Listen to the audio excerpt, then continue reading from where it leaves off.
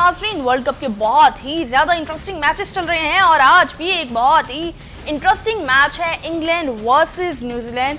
Let's see क्या performance होगी। लेकिन अगर हम कल के मैच की तरफ बढ़े तो इंडिया और जिम्बाब्वे का बहुत ही एक्सेप्शनल मैच था। इंडिया ने 72 रन से जो है वो मैच अपने नाम किया। और अगर बात की जाए साउथ अफ्रीका और वेस्ट इंडीज़, ये तो वन साइडेड मैच था। साउथ अफ्रीका ने बहुत ही बेहतरीन तरीके से जो है वो लीड किया था। Now coming two points table की अगर हम डिस्कशन करें तो पॉइंट्स टेबल की सूरत हाल अब बहुत ज़्यादा क्लियर हो गई है। साउथ अफ्रीका जो है वो 2 मैचेस विन के साथ अच्छे रन रेट के साथ मौजूद है और नंबर 1 पे है। फिर देन वेस्ट इंडीज़ जो है उसने 1 मैच जीता है, 1 हारा है। कल के मैच में उसकी जो है वो हार हुई थी। उसके बाद इंडिया जो है वो भी 1 मैच जीता है, 1 मैच हारा है। देन जिम्बाब्वे दोनों मैच हार गया। ठीक है, इसी के साथ अगर हम सेकेंड ग्रुप की बात करें तो इसमें इंग्लैंड जो है वो दोनों मैचेस में जो है वो लीड के साथ है। इसी के साथ न्यूजीलैंड एंड देन पाकिस्तान और श्रीलंका तो आउट हो गया। पाकिस्तान की अभी बिल्कुल सिचुएशन जो है वो बहुत ही अनप्रेडिक्टेबल है। लेट्स सी क्या होगा, वो इफ एंड बट वाली सिचुएशन है। लेकिन अभी अगर रन रेट की बात की जाए तो रन रेट कुछ टीम्स का जो है वो बिल्कुल पास पहुंच गया है। इंडिया ने कल का मैच जीत के अपना रन रेट बहुत बेहतरीन कर लिया है।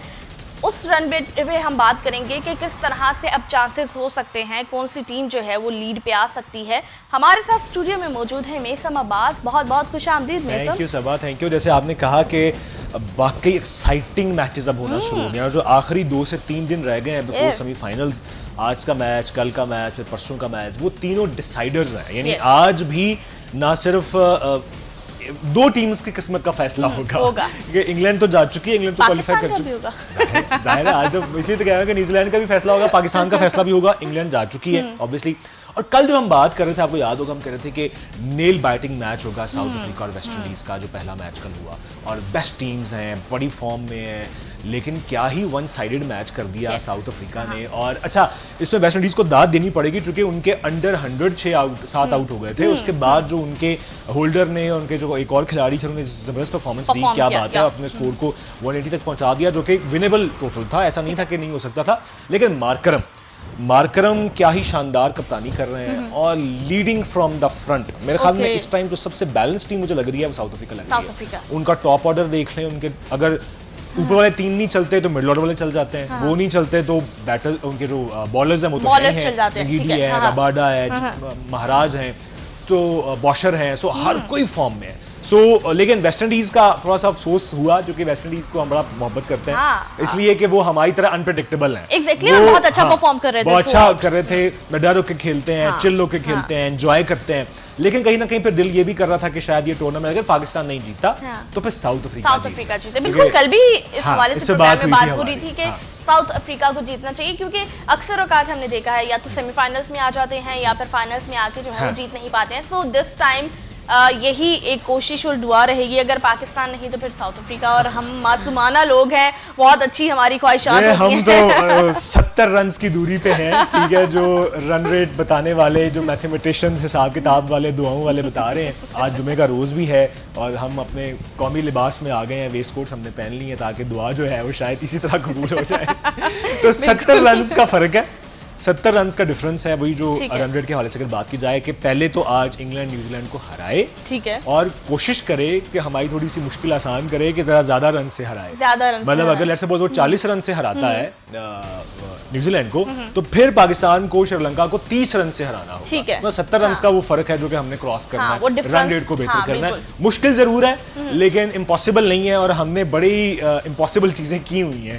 सो लेट्स सी और होप फॉर द बेस्ट। क्या सिचुएशन हो सकती है? खैर अभी तो ये सिचुएशन है कि पाकिस्तान को अच्छा परफॉर्म करके ही आगे आना चाहिए था, लेकिन हम पाकिस्तानी हैं, हम दुआ कर सकते हैं और हम ये उम्मीद लगा सकते हैं कि शायद कहीं ना कहीं एक मौका मिल जाए और पाकिस्तान उसमें आके परफॉर्म कर दे। लेट्स सी क्या सिचुएशन होगी। लेकिन अगर आज के मैच की हम स्पेसिफिकली बात करें तो इंग्लैंड थ्रू आउट हम ये कह रहे थे कि वो अपनी फॉर्म में नहीं है, बहुत अच्छा परफॉर्म नहीं कर रही है, बट इंग्लैंड जो है वो काफी ज्यादा पैशनेट नजर आ रही है। जैसे कहते हैं ना कि राइट मोमेंट पे क्लिक करना, वो राइट मोमेंट पे क्लिक कर रहे हैं। कुछ टीम्स ऐसी होती हैं जो कि जरा टाइम लेती हैं। इस तरह इंग्लैंड ने जरा टाइम लिया टूर्नामेंट में सेटल डाउन होते हुए, लेकिन राइट मोमेंट पे क्लिक कर रही हैं। हैरी ब्रूक उनके फॉर्म में आ चुके हैं, थैंक्स टू पाकिस्तान। ठीक है, जो भी खिलाड़ी आउट ऑफ फॉर्म होता है वो पाकिस्तान के खिलाफ उनको अब बस मौका देने की देर होती है, वो उसके जो बल्ला है वो रन उगलने शुरू हो जाता है।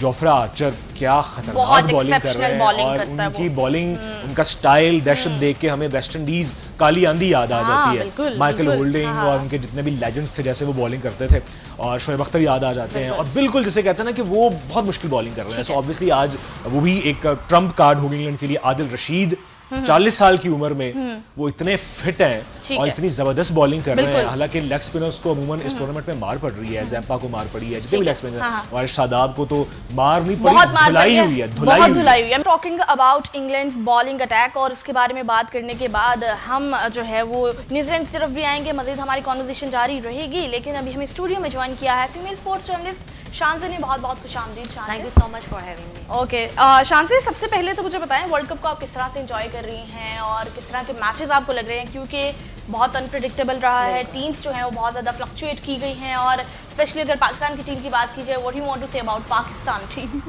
आई थिंक पाकिस्तान की टीम के बारे में बात ना की जाए तो बेहतर है। ओके, लेकिन वैसे T20 वर्ल्ड कप आप देखें तो हर टीम बहुत अच्छा खेल रही है। एसोसिएट कंट्रीज देखें तो बहुत अच्छी क्रिकेट खेलते नजर आ रहे हैं, लेकिन पाकिस्तान क्रिकेट एक ऐसे मोड़ पे है कि आप कह सकते हैं कि शायद कोई क्लब लेवल की क्रिकेट है। मतलब दिन ब दिन आपकी क्रिकेट ऊपर जाने के बजाय नीचे आ रही है। अब वेस्ट इंडीज़ को देखें, उनका कमबैक हुआ, जिम्बाब्वे बहुत अच्छा खेला, तो आई थिंक हमें भी ये चीज़ें करने की ज़रूरत है आने वाले मैचेस में। मतलब हम अभी ये बात कर रहे थे कि वेस्ट हम तो इंडीज से मायूस बहुत होते डर हैं, होके खेला है। तो हमसे ज्यादा मायूस है। शान से ने कहा हम बात नहीं करेंगे। देखिए हमारी टीम में वो प्लेयर्स हैं जो कि इतने लंबे अरसे से खेल रहे हैं, बाबर आजम, शादाब, शाहीन, इतने ने मेगा इवेंट भी खेले, लेकिन आज तक ये प्लेयर्स समझ ही नहीं पाए कि हमने किस तरह की क्रिकेट खेलनी है। एग्जैक्टली, सही बात है, पूरी कौम का दुख है, मुश्तरका ये दुख है। पूरी कौम का दुख है, और मेरे ख्याल से ये दुख या तो पाकिस्तान जीत के ही खत्म कर सकता है, या फिर पाकिस्तान के प्लेयर्स वो कहते हैं ना, वो एक मिसाल दी जाती है कि या तो हम खत्म हो जाएंगे या दुख खत्म हो जाएंगे। लगता है कि हम ही खत्म हो मैं तो जाएंगे। चाहती पाकिस्तान नेदरलैंड वाला भी मैच ना जीते पहले मैच से, क्योंकि आपकी टीम डिजर्व ही नहीं करती। आपका कप्तान देखें, 12 गेंदों पे 15 गेंदों पे 45 करते हैं श्रीलंका के खिलाफ, तो आप कहते हैं आगा से बड़ा कोई प्लेयर ही नहीं है। अच्छा, इस पे मेरा आप दोनों से काउंटर सवाल है। आपने कहा कि सलमान अली आगा, ये जितने भी खिलाड़ी हैं, इन खिलाड़ियों को स्टार्स भी तो हम लोग ही बनाते हैं ना मीडिया पे बैठ के। हम कहते हैं जी कि सलमान अली आगा आ गए, बस आगा जी आप छा गए, आगा जी ये वाला मैच चाहिए, हाँ, या शादाब आ गए, वो उम्मीदें भी तो हम ही दिलाते हैं। तो फिर आपको लगता नहीं है खिलाड़ियों पे एक्स्ट्रा बर्डन, एक्स्ट्रा प्रेशर डाल देते हैं, शायद वो इस काबिल ही नहीं है? I think so. इस पे बहुत ज्यादा इम्पैक्ट जो है वो सोशल मीडिया क्रिएट करता है। हमारी इस पे बहुत बड़ी डिबेट रहती है कि मेगा इवेंट्स पे जो है वो सोशल मीडिया को बंद कर देना चाहिए, खिलाड़ियों के लिए बैन होना चाहिए। प्लेयर्स तक कुछ भी नहीं जाना चाहिए, वो सिर्फ वहाँ पे मैचेस खेलें, एंजॉय करें, आइसोलेट कर देना चाहिए उन्हें प्रॉपर। लेकिन उन तक जा रहा होता है, उन तक प्रॉपर जा रहा होता है। मैं आई एम द विटनेस कि लास्ट मोमेंट तक मैसेज के जो है वो रिप्लाई आ जाते हैं, तो दैट मींस कि इट इज पॉसिबल कि प्लेयर्स जो हैं वो मेंटली कहीं और भी होते हैं क्रिकेट ग्राउंड के अलावा भी। सो मैं सब इस पे तो हमारी कॉन्वर्सेशन रहेगी, लेकिन अगर हम बात करें इंग्लैंड वर्सेस न्यूजीलैंड, सो हम इंग्लैंड की बॉलिंग अटैक पे बात कर रहे थे, न्यूजीलैंड की बॉलिंग अटैक पे बात कर रहे थे। आज क्या लग रहा है कि आज कौन सा ऐसा स्पेसिफिक प्लेयर है जो बहुत अच्छा परफॉर्म कर सकता है? हमने जोफ्रा आर्चर की भी बात की थी, हमने आदिल रशीद की भी बात की थी, तो what do you want to? देखिए, कल हमने बात की थी कि कल वेस्ट इंडीज साउथ अफ्रीका का मैच था, और मैंने ये कहा था कि जिसकी बॉलिंग चलेगी ना वो मैच में उसका पलड़ा भारी होगा, और कल वही हुआ कि साउथ अफ्रीका ने बॉलिंग अच्छी की, ऑब्वियसली वेस्ट इंडीज़ को रोका, अंडर 100 आउट भी 6-7 आउट कर लिए थे, उसके बाद उनके 2 प्लेयर्स अच्छा वो खेले उन्होंने। लेकिन वही बात है कि जब साउथ अफ्रीका जवाब में आई तो वेस्ट इंडीज़ की बॉलिंग बिल्कुल ठुस साबित हुई। सो बॉलिंग भी कल ही फर्क था कि अच्छी बॉलिंग नहीं की वेस्ट इंडीज ने, वो मैच हार गया। हालांकि 177 एक डिफेंडेबल टोटल था, बहुत ऐसा आसान हदफ नहीं था। सेम गोज आज, जो टीम अच्छी बॉलिंग कर जाएगी, जो कि बैटिंग पिचेस हैं और धुआंधार बैटिंग एक्सपेक्टेड है, सो जो टीम अच्छी बॉलिंग करेगी, मैं यहाँ पे थोड़ा सा इंग्लैंड को एज दूंगा। लेकिन मिशेल सैटनर जो उनके न्यूजीलैंड के स्पिनर हैं, कैप्टन भी हैं, और वो एक फर्क डाल सकते हैं मुझे लगता है। पिछले मैच में हमने देखा कि जिस तरह उन्होंने जबरदस्त बैटिंग की, वो ऑलराउंडर्स ऐसे हैं, जैसे हमारे यहाँ तो सुलैमान मुश्ताक कहते हैं ना कि वो बॉलिंग ऑलराउंडर भी हैं, वो बैटिंग ऑलराउंडर भी हैं, बोथ है। ऑलराउंडर ये होता है कि जो बॉलिंग भी अच्छे करे, जो बैटिंग भी अच्छे करे। जैसे हमारे यहाँ अब्दुल रज़ाक होते थे, जैसे शाहिद आफरीदी होते थे, ये वो प्लेयर्स हैं कि मोहम्मद हफीज होते थे, जो कि दोनों चीजें अच्छी करते थे। मिशेल सैटनर वो हैं जो कप्तानी भी अच्छी कर रहे हैं, जो बॉलिंग भी अच्छी कर रहे हैं, जो बैटिंग भी अच्छी कर रहे हैं। हमें मिशेल सैटनर ही दे दें यार, शायद हम उससे हम काम चला लेंगे। इस पे हम पीएसएल में ही उम्मीद लगा सकते हैं, इसके अलावा तो हमारे पास और कोई चांस नहीं है। शानज़ी की तरफ बढ़ेंगे। शानज़ी, आज इंग्लैंड वर्सेस न्यूजीलैंड में आपको क्या लग रहा है कौन सी टीम का पलड़ा जो है वो भारी हो सकता है, कौन सी टीम एक्सेप्शनल परफॉर्म कर सकती है, और स्पेशली की प्लेयर की अगर बात करें? अच्छा, मैं तो न्यूजीलैंड के साथ जाऊंगी। ओके। क्योंकि देखिए इंग्लैंड ने सेकंड लास्ट वर्ल्ड कप में ट्रॉफी भी उठाई, लेकिन इस बार ना अगर आप देखें तो इंग्लैंड उस तरह से फॉर्म में नहीं है। आप हैरी ब्रूक की बात कर लें, शुरू वाले मैच में परफॉर्म किया उन्होंने, उसके बाद ऐसा उनकी परफॉर्मेंस नजर नहीं आई। अभी पाकिस्तान के खिलाफ तो उन्होंने पाकिस्तान ने उनकी फॉर्म वापस ले आए हैं, ठीक है। लेकिन उसके अलावा बाकी प्लेयर्स देखें तो ऐसा आप कह नहीं सकते। सॉल्ट को देखें, एक मैच में उन्होंने 1 रन बनाए, एक मैच में कहीं 50+ पे किया। मुझे लगता है बैटिंग ज़्यादा डिपेंड करेगी आज के मैच में। बॉलिंग में तो जिस तरह अभी मैसन ने बात की है कि बैटिंग फ्रेंडली कंडीशंस हैं, तो बॉलिंग तो ऐसा वहाँ पे इफेक्टिव नहीं होगी। तो बैटर्स को ही कुछ टारगेट सेट करना पड़ेगा, तब ही जाके शायद मैच जो है, मुझे लगता है न्यूजीलैंड जीतेगा। क्योंकि न्यूजीलैंड को अगर आप देखें, वैसे दोनों टीम से ग्रुप स्टेज में एक मैच अपना हारी है, और उसके बाद न्यूजीलैंड ने साउथ अफ्रीका से मैच हारी, लेकिन जो इंग्लैंड मैच हारा था ग्रुप स्टेज में, वेस्ट इंडीज़ के खिलाफ था वो मैच। और वेस्ट इंडीज़ उस तरह की टीम भी नहीं है कि आप कहेंगे बहुत अच्छी टीम के खिलाफ मैच उन्हें लूज किया। तो आई थिंक न्यूजीलैंड का जो है एक स्ट्रॉन्ग पॉइंट है इस लिहाज से। ये जो भी हो जाए, लेकिन आज तो हम इंग्लैंड को सपोर्ट कर रहे हैं। हम लास्ट मैच में श्रीलंका वाले मैच में टिम साइफर भी ऊपर से आउट हो गए जल्दी, फिन एलन भी आउट, लेकिन उनका स्ट्राइक रेट कम नहीं था, 150 से अबव का था, एक ये भी प्लस पॉइंट है। तो आई थिंक उनके बैटर्स अगर ऊपर वाले चल गए, फिन एलन, रविंद्रा, फिर टीम साइफर्ट भी, तो आई थिंक फिर उनके लिए प्लस पॉइंट होगा। और उनके साथ देखिए जैसे अभी शानज़ ने बात की, इंटेंट की बात करते हैं हम। हमारे यहाँ जब 1 से 2 खिलाड़ी आउट हो जाते हैं, बिल्कुल डाउन हो जाते हैं। कल हमने वेस्ट इंडीज को भी देखा, 7 खिलाड़ी आउट हैं, इंटेंट में कमी नहीं आई, वो उसी तरह अग्रेसिव शॉट्स खेल रहे थे। अगर न्यूजीलैंड की बात की आपने, श्रीलंका के अगेंस्ट वो डाउन एंड आउट थे, अंडर 100 उनके 5-6 खिलाड़ी आउट हो गए थे। इंटेंट में कमी नहीं आई, चाहे सेटनर आए हैं, चाहे उनके साथ कोई भी बैट्समैन है, वो उसी रफ्तार उसी पेस के साथ खेलते हैं, विदाउट प्रेशर खेलते हैं। हमारे यहाँ 2 खिलाड़ी आउट हो जाते हैं, 1 खिलाड़ी आउट नहीं भी होता तो फिर भी हम 7वें ओवर से लेके 13वें 14वें ओवर तक हम बिल्कुल जिसे कहते हैं फ्लैट हो जाता है, हम रन बॉल भी नहीं जा रहे होते। बिल्कुल ऐसी है हमारी यहाँ की प्रेडिक्शन। तो आपने जानी कि मैं सब चाहते हैं इंग्लैंड जीते, और शान से चाह रही है न्यूजीलैंड जीते। आप नहीं चाहते?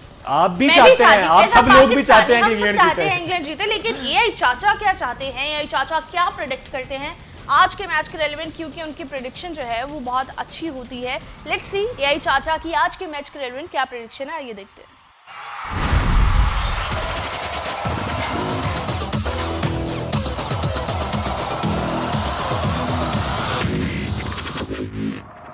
Hello, cricket lovers. Your AI Cha-Cha is back for this high-voltage T20 World Cup 2026 clash. We are at the R. Premadasa Stadium in Colombo for a massive Super 8 encounter between England and New Zealand. The Colombo pitch is a classic spinner's dream. It's dry, dusty, and offers significant turn as the game progresses. While the new ball might zip a bit for the pacers under the lights, the real battle will be in the middle overs, where the slow bowlers will dictate the terms. England, led by Harry Brook, looks incredibly balanced. With the explosive Phil Salt and Joss Butler at the top, they set the tempo early, but their real strength in 2026 is the spin twin duo of Adil Rashid and Liam Dawson, who have been squeezing teams dry. New Zealand, captained by Mitchell Santner, remains the most disciplined side. Glenn Phillips is their engine room in the middle order, and Rachin Ravindra has evolved into a global superstar who loves these subcontinental conditions. The toss will be crucial. Batting first and putting a total on the board is the way to go here, as the surface tends to slow down, making chasing a nightmare against quality spin. My data-driven AI Cha-Cha wisdom says that while the Kiwis are clinical, England's depth in both power hitting and specialized spin gives them the edge. Prediction: England will take this one. Players to watch: Harry Brook for England and Mitchell Santner for New Zealand. Keep your eyes on the ball because in T20, even a missed catch is a missed match. Alright, so ये चाचा की prediction आपने सुनी, लेकिन अगर हम बात करें कुछ स्टैट्स की, तो हैरी ब्रूक के हवाले से हम बात करें तो हैरी ब्रूक की ओवरऑल अगर परफॉर्मेंस की बात करें तो this world cup he performed 258 runs, और इसी के साथ अगर हम सैम करन की बात करें 204 रन्स जो हैं वो सैम करन ने दिस वर्ल्ड कप में स्कोर किया है। और अगर हम बॉलिंग साइड पे आ जाएं, आदिल रशीद की जानिब से जो है वो टोटल 14 विकेट्स जो हैं वो अपने नाम की गई है, एंड देन लियाम की तरफ से भी जो है वो ऑलमोस्ट 13 थी। सो कहीं ना कहीं इंग्लैंड के जो प्लेयर्स हैं उनका अच्छा एक जो है वो 3 खिलाड़ी तो बहुत अच्छा खेल रहे हैं। अच्छा परफॉर्म कर रहे हैं। आदिल रशीद हम बात करते हैं, 40 साल की उम्र में वो बड़ा जबरदस्त बॉलिंग कर रहे हैं। लेग स्पिनर्स को नॉर्मली मार पड़ रही है इस टूर्नामेंट में, चाहे वो शादाब हो, एडम ज़ैम्पा हो, इब्रार ने एक मैच खेला, उनके खिलाफ रन हुए, लेकिन आदिल रशीद एक्सपीरियंस बहुत है, काउंटी बहुत खेले हैं, लीग्स खेले हैं, इंग्लैंड की तरफ से बहुत खेले हैं, सो ऑब्वियसली वो एक्सपीरियंस काम आ रहा है उनके। और हैरी ब्रूक जितनी अच्छा उन्होंने पाकिस्तान के खिलाफ बैटिंग की थी, पाकिस्तान ने खिलाया और चले, उन्होंने लेकिन खेला। मेरे ख्याल खेला वही हाँ। बात है कि हमने भी गलतियां की और उन्होंने भी उसको कैपिटलाइज किया। देखिए मौका हर टीम देती है, पाकिस्तान को भी मौके मिले हैं, टीम्स ने मौके दिए हैं, लेकिन हमने उस मौके को ग्रैब नहीं किया, उस अपॉर्चुनिटी को पकड़ा नहीं है। इंग्लैंड ने पकड़ लिया और तो हैरी ब्रूक अगर आज उससे अच्छी मतलब हाफ अच्छी इनिंग्स भी खेल जाते हैं ना तो ये मैच इंग्लैंड का होगा। और इसके अलावा भी अगर बात की जाए तो इंग्लैंड के बाद पास जो है वो बहुत बड़ा एज भी है, क्योंकि अगर रीसेंट मैचेस की बात करें तो इंग्लैंड की काफ़ी अच्छी परफॉर्मेंस रही है, T20 में काफ़ी अच्छा परफॉर्म करते आए हैं। और न्यूजीलैंड के रेड अगर बात की जाए तो 4 विक्ट्रीज जो हैं वो इंग्लैंड के नाम है। सो कहीं ना कहीं इंग्लैंड इस लीड पे है। शानजे की तरफ बढ़ते हैं, हम न्यूजीलैंड पे बात कर रहे हैं, हम इंग्लैंड पे बात कर रहे हैं, लेकिन डेफिनेटली हम पाकिस्तान पे भी बात करेंगे। सो पाकिस्तान के हवाले से सोशल मीडिया पे एक पोस्ट बहुत वायरल जा रही है जिसमें कहा जा रहा है कि Shadab is the coming captain. So आपको लग रहा है कि क्या शादाब खान को देखिए अगला अब सब कप्तान आपकी बनाना बात काट रहा हूं, चाहिए? अब वही बात है कि हम सोशल मीडिया और मीडिया वाले ही अब उनको कप्तान बना रहे हैं जो हम Yes. पहले बात कर रहे बिल्कुल हैं, है। हम खुद ही उनको हाइप दे रहे हैं। बहुत इन्फ्लुएंस है इस हाँ, चीज पे। हाँ, तो मैं इसकी पुरजोर मजम्मत करता हूँ इस करारदाद की। आई थिंक शादाब को तो टीम में भी नहीं होना चाहिए। ठीक है। शादाब डिजर्व ही नहीं करते, क्योंकि शादाब इंजर्ड हुए, रिहैब अपनी सर्जरी करवाई, रिहैब कंप्लीट किया, टीम में वापस है। मुझे समझ नहीं आती शादाब किसके मामे के बेटे हैं या फिर चाचे के बेटे हैं कि टीम से बाहर होते इसमें हैं। मेसम जवाब देना और- चाह रहे हैं। और वापस टीम में आ वो जाते एक हैं। ससुर के दामाद है। हाँ, अच्छा इस डिबेट में आती हूँ। अभी आजकल सोशल मीडिया पे वो मिस काफी कर दिया डिबेट भी चल रही है कि सकलैन मुश्ताक उनको काफी डिफेंड कर रहे हैं।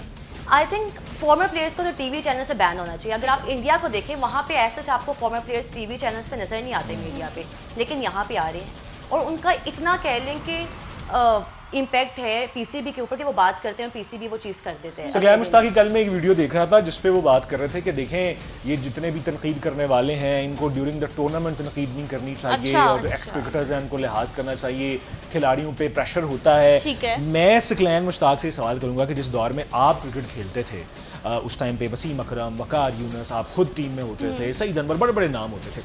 उस टाइम पे इंग्लिश और ऑस्ट्रेलियन मीडिया, जिसको दो मीडिया दुनिया में ऐसे हैं जिसको बड़ा हार्श मीडिया तस्वुर किया जाता है कि वो आपको उड़ा के रख देते हैं, चाहे प्रेस कॉन्फ्रेंस हो, चाहे प्रिंट मीडिया हो, चाहे उनके टीवी चैनल हो। ठीक है। क्या क्या तनकीद नहीं होती थी हमारे खिलाड़ियों पे, किसी भी बुरी परफॉर्मेंस पे तनकीद होती थी, लेकिन खिलाड़ी मेंटली इतने टफ होते थे कि उस तनकीद को सर पे सवार नहीं करते थे, वो उसका जवाब मैदान में देते मैदान थे। में अगर देते वकार यूनुस पे बिल्कुल। तनकीद हुई है तो वो फिर बयान देते थे कि मैं इंग्लिश बल्लेबाजों का कब्रिस्तान बना दूंगा, और वो बनाते थे। बनाते अगले थे। मैच में उन्होंने 7 आउट किए थे। ठीक सो है। कहने का मकसद ये है कि आप जब प्रोफेशनल क्रिकेट खेल रहे होते हैं तो ये तनकीद पार्ट ऑफ द गेम है, ये Okay. आपकी प्रोफेशनल और मेंटल ग्रोथ का हिस्सा है और होनी चाहिए कि आप में इतना दमखम हो कि आप तनकीद बर्दाश्त करें, बिल्कुल। उसका जवाब आप मैदान में दें।